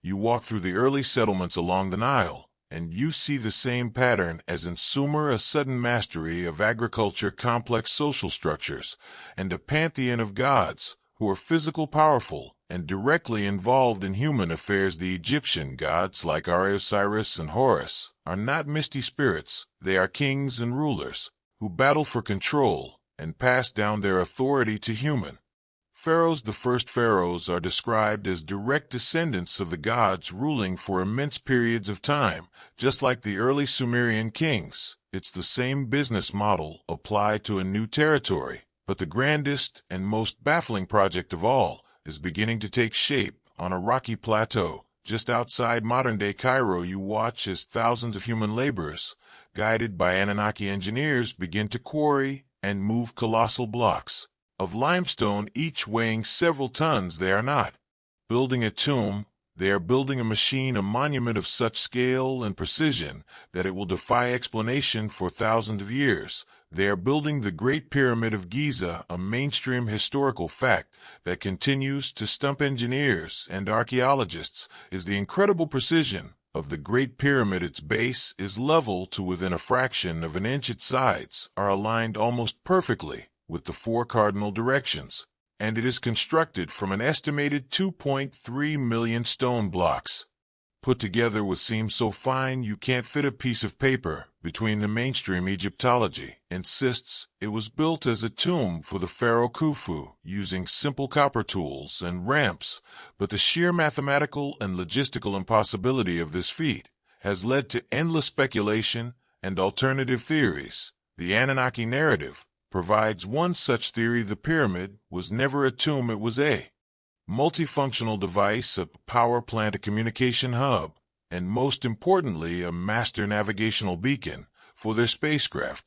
The very name for Egypt used by the early inhabitants was Kemet, the Black Land, referring to the dark fertile soil of the Nile, but the land of the pyramids itself had another name, the Land of the Two Chariots. A hint at its function as a spaceport. A quirky tidbit is the pyramid's original appearance. It wasn't the rough, sand-colored structure we see today. It was encased in highly polished, white casing stones made of Tura limestone, which would have made it gleam like a beacon in the bright Egyptian sun. At its very top was a capstone, a pyramidion, which the texts say was made of electrum, a mixture of gold and silver. This golden capstone would have served as a powerful antenna, a focal point for the energies the pyramid was designed to harness. You can imagine it shining for hundreds of miles, a literal man-made star on the desert horizon, the perfect landmark for a ship descending from orbit. Inside the pyramid, you navigate the strange empty corridors and chambers. They are not decorated with the elaborate carvings and paintings found in all other Egyptian tombs. They are stark, functional, and undecorated, like the inside of a machine. The king's and queen's chambers, the grand gallery, the strange air shafts that point not at the floor, but at specific stars like Orion and Sirius at all, points to a purpose that is not funerary but technical. Historians still argue about the purpose of the so-called air shafts in the Great Pyramid, with some believing they were for ventilation and others proposing they had a symbolic or astronomical function, pointing the soul of the pharaoh towards the circumpolar stars. In the Anunnaki theory, these were not for air or for souls. They were waveguides, precisely aimed channels for focusing energy or transmitting signals to specific points in the sky, perhaps to align with the passing fleet from Nibiru. You can feel the hum of the place in your mind, the deep resonant frequency of a massive machine, powered by the Earth's own energy field. The pyramid was the crown jewel of Enki's new domain, a masterpiece of cosmic engineering, a testament to the power of the gods and the sweat of their human followers. But this great work was also a source of pride and ambition, particularly for Enki's son Marduk, who saw himself as the rightful heir to this new Egyptian kingdom. He adopted the title Ra, the sun god, and established a powerful dynasty, but his ambition would not be contained by the borders of Egypt. He looked east towards his uncle Enlil's domain in Mesopotamia, and he saw not an ally, but a rival. The construction of the pyramids was not just an act of creation, it was a statement of power, a challenge, and it would eventually lead to a devastating war between the gods, a war that would be fought not in the heavens, but on earth with their new human armies. Caught in the middle, the golden age of post-flood reconstruction is over. The cooperative spirit between the Anunnaki factions has curdled into suspicion and open hostility. You can feel the tension like a gathering storm, a geopolitical cold war between the two great powers of the ancient world, Enlil's clan in Mesopotamia and Enki's clan in Egypt. And the flashpoint for this conflict is one individual, the ambitious and increasingly powerful son of Enki, Marduk. You see him standing atop a newly built temple tower in a city that will one day be known as Babylon. He looks out at the world not as a steward, but as a conqueror. He believes that his father Enki was cheated out of his birthright as ruler of the earth, and he is determined to claim that rule for himself. He declares himself the king of all gods and men, a direct challenge to the authority of Enlil, who has been the commander of the Earth mission for millennia. This is not just a family squabble, it is a grab for total power. The Anunnaki are choosing sides, aligning themselves with either the conservative old guard of Enlil or the charismatic populist upstart Marduk. And they are not just arguing in their council chambers, they are mobilizing their human armies. The kings and pharaohs they installed are now being called upon to fight for their patron gods. The conflicts described in the early epics and historical records, the endless wars between the Sumerian city-states and the battles between Egypt and its neighbors, are recast in this light, not as simple human conflicts over land or water, but as proxy wars fought on behalf of their divine puppet masters. You are on the dusty plains of Sumer, caught between two opposing armies. On one side are the soldiers of Lagash loyal to Enlil's son Ninurta, on the other the soldiers of Umma loyal to Marduk. They carry bronze-tipped spears and rectangular shields, and they march under banners emblazoned with the symbols of their gods. It is a chilling sight, humans preparing to kill other humans in a dispute that began on another world, millions of miles away. A mainstream historical fact is the existence of the Stele of the Vultures, a carved monument from ancient Sumer that graphically depicts the victory of the city-state of Lagash over its neighbor Umma. It is one of the oldest known historical documents in the world, showing soldiers in phalanx formation trampling their enemies and vultures carrying away the severed heads of the defeated. It is a brutal testament to the organized warfare that became a staple of Mesopotamian life, a reality that this narrative frames as a direct consequence of the gods' own rivalries. The wars escalate, the weapons become more terrifying. The texts speak of the gods themselves taking part in the battles, flying in their sky chariots and unleashing brilliance and terrible winds that scorch the earth and sicken the people. These are not poetic descriptions of lightning storms.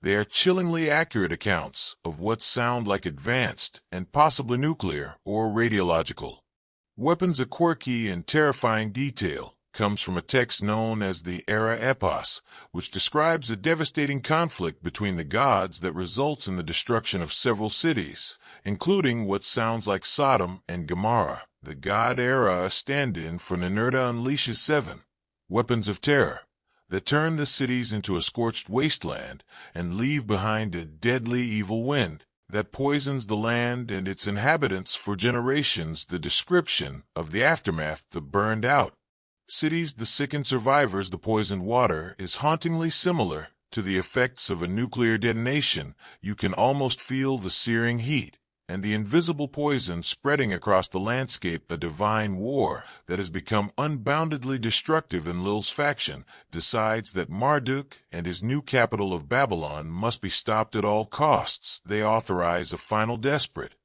strike, a preemptive attack on Marduk's primary allies and his spaceport facilities in the Sinai Peninsula. They choose to use the 7 weapons of terror to wipe these locations off the map. Historians still argue about the sudden and mysterious collapse of several major civilizations around 2200 BC, including the Akkadian Empire in Mesopotamia, the Old Kingdom in Egypt, and the Harappan civilization in the Indus Valley, all of which declined or vanished at roughly the same time. Climate change and social upheaval are the usual culprits, but a sudden devastating war fought with unimaginable weapons provides another terrifyingly plausible explanation. The attack is carried out. 2 Anunnaki gods Nergal and Ninurta are tasked with delivering the weapons. They fly over the targeted cities and unleash their terrible power. The texts say a brilliant flash lit up the sky, followed by a mushroom cloud that blotted out the sun. The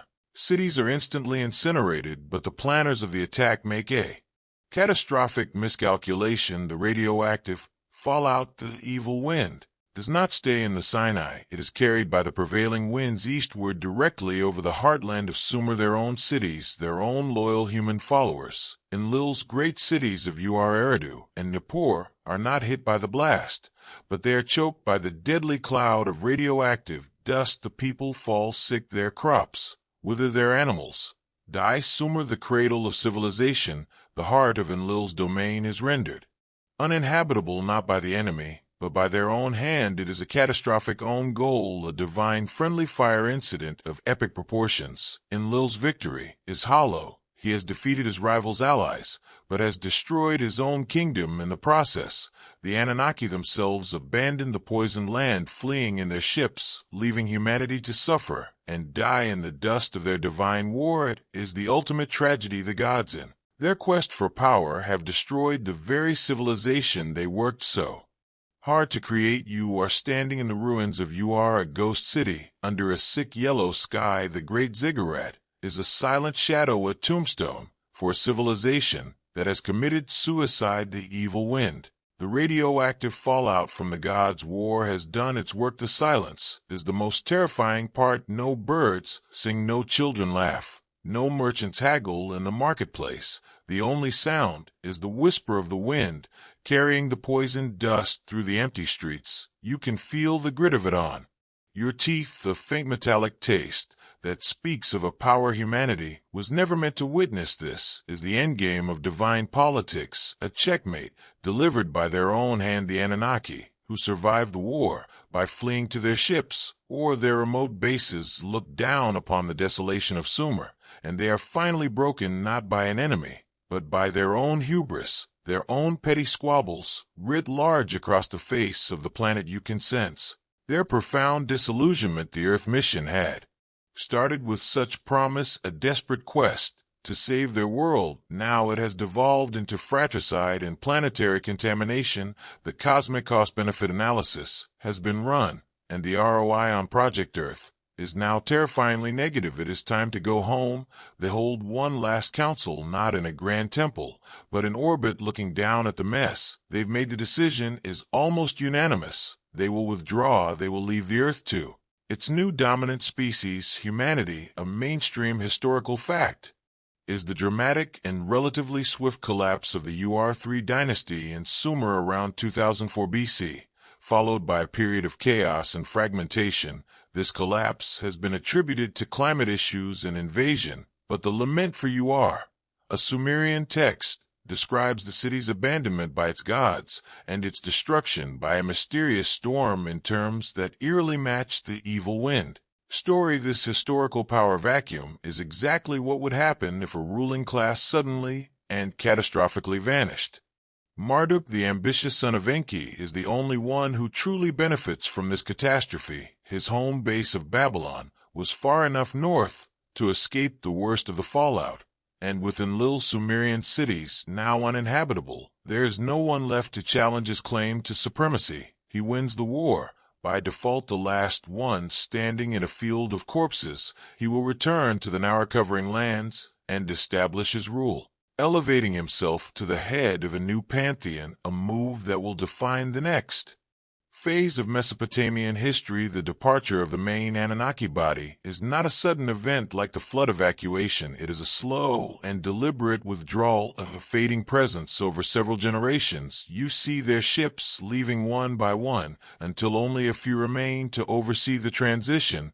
They dismantle their most advanced technology. They flood their deep mines. They erase the most obvious signs of their presence. They are scrubbing the crime scene before leaving it for good. A quirky and revealing tidbit from this period is the shift in religious practice in Mesopotamia. As the great state gods like Enlil and Enki became more remote, the common person began to focus on the worship of a personal god, a minor deity who acted as a kind of guardian angel or intermediary between the individual and the distant inaccessible high gods. It's a beautiful human adaptation to being abandoned. It's as if the divine corporate headquarters had closed down, so people turned to their local branch managers. For comfort and guidance, they couldn't talk to the CEO anymore, but maybe, just maybe, their personal divine micromanager could still put in a good word for them. This shift marks the moment the gods truly become gods.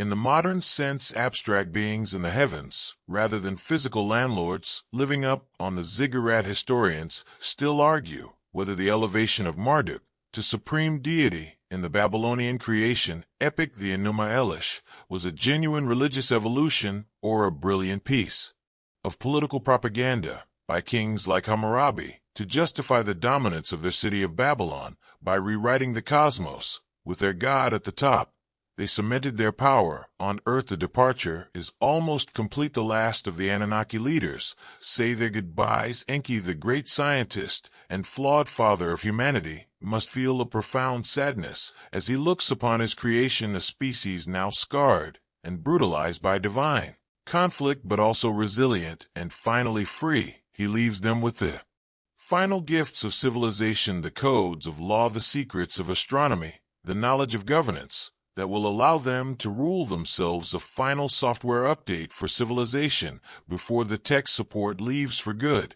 Enlil, the stern commander, must feel a mixture of relief and regret. He has his clean planet back, but only because he helped destroy its most vibrant part. He returns to Nibiru, a failure in his own eyes, having lost control of his mission and his legacy as the last great skyship ascends, leaving a fiery trail across the sky. A new era begins for humanity. They are alone for the first time in their history. The puppet masters are gone, and only the puppets remain on the stage, left to write their own play. But the memory of the gods is burned into their collective soul, a story that will be told and retold, warped and reshaped until it becomes the foundation of every myth, every religion, and every mystery that will follow. The dust settles, not just on the plains of Sumer, but on the memory of humanity. You are now a witness to the greatest act of forgetting in history. The Anunnaki are gone, but their story lingers like a phantom limb, a powerful ache for a presence that is no longer there. The grand unified theory of everything that was their lives, their politics, their science, is now a scattered library. With no librarian, the books are being pilfered, their pages torn out and rewritten by new authors in new languages, and you are watching it happen in real time. It's the beginning of the ultimate game of cosmic telephone, a message whispered from one generation to the next, getting distorted and simplified with each retelling until the original meaning is almost completely lost. The first great edit happens in Babylon. Marduk, who won the war, by default now needs to legitimize his rule. He commissions a new official history, a new creation epic called the Enuma Elish. It's a brilliant piece of propaganda. He takes the old Sumerian stories and recasts himself as the hero, the central protagonist who battles the forces of chaos, a monstrous goddess named Tiamat, to create the heavens and the earth. It's a divine hostile takeover, a reboot of the franchise,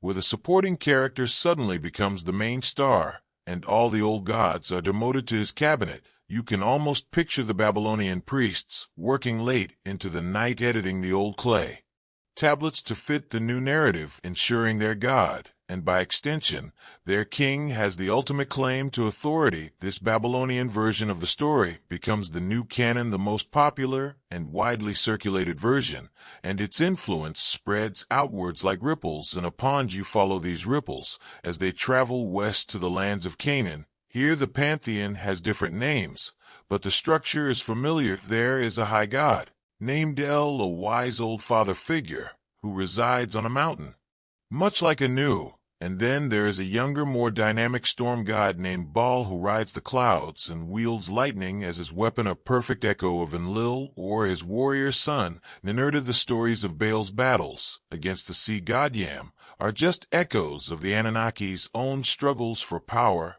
and control. A mainstream historical fact is the clear succession myth found in Greek mythology, which mirrors the Anunnaki power struggles perfectly. First, there was the primordial sky god Uranus, who was overthrown by his son, the Titan Cronus. Cronus was then in turn overthrown by his son, the Olympian Zeus. This pattern of son overthrowing father, a generational struggle for cosmic supremacy, is the exact template of the Anunnaki story, with Anu the father, Enlil the son, who takes command, and Marduk the grandson, who challenges that command. The Titanomachy, the great war between the Titans and the Olympians, is a Hellenic retelling of the Anunnaki civil wars, fought with thunderbolts and tridents instead of weapons of terror.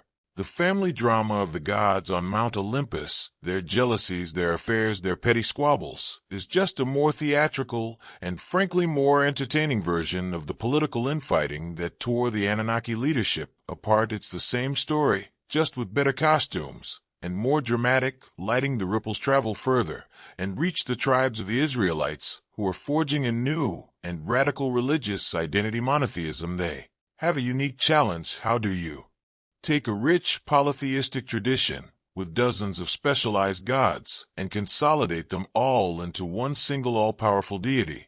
You do it by giving that one God all of their contradictory attributes. The character of God in the Old Testament is so complex and sometimes seemingly inconsistent because he is a composite character. He has the creative wisdom of Enki forming Adam from the clay. He has the wrathful judgment of Enlil bringing down the flood and destroying cities with fire and brimstone. He has the warrior aspect of Ninurta leading armies into battle, and he has the personal law-giving nature of a divine king. It's a theological compression algorithm squashing an entire pantheon into a single file, and a quirky tidbit that shows just how directly these stories were borrowed is the tale of Sargon of Akkad, a famous Mesopotamian king from the 23rd century BC. His birth legend claims he was born in secret. His mother placed him in a basket of reeds sealed with bitumen and set him adrift on the Euphrates River, where he was found and raised by a water drawer. This story is an almost word-for-word precursor to the biblical story of Moses, written more than 1,000 years later. It shows that these narratives were not just similar, they were actively being copied, adapted, and repurposed for new heroes and new cultures. Historians still argue whether the striking similarities between mythologies worldwide are evidence of a single proto-myth that spread through cultural diffusion, or if they are the result of universal psychological archetypes that cause different cultures to independently invent similar stories.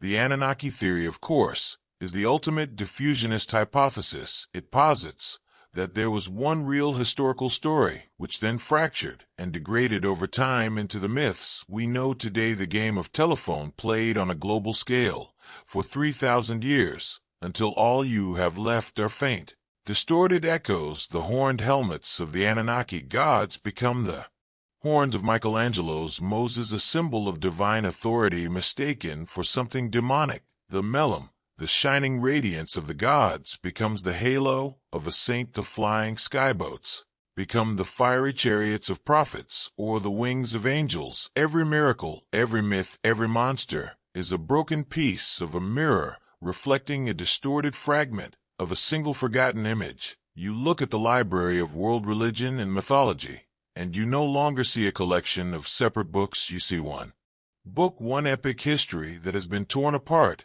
and scattered to the winds, and humanity has spent the last 4,000 years arguing over the meaning of their single favorite page, without realizing they are all holding a piece of the same story. The echoes of the past fade, and you are left in the quiet of the present, looking up at the night sky, the same sky the Sumerians mapped, the same sky the Anunnaki crossed to get here. It feels both empty and full of possibility, as silent theater, waiting for the final act of a play that began eons ago. The great gods of myth and legend are gone, reduced to stories in dusty books and whispers on the internet, but the central cog in their cosmic clock is still ticking, the 3,600-year cycle of their home world, Nibiru, the Shar that governed their calendar and their reigns, the great pendulum of their civilization, swinging through the dark.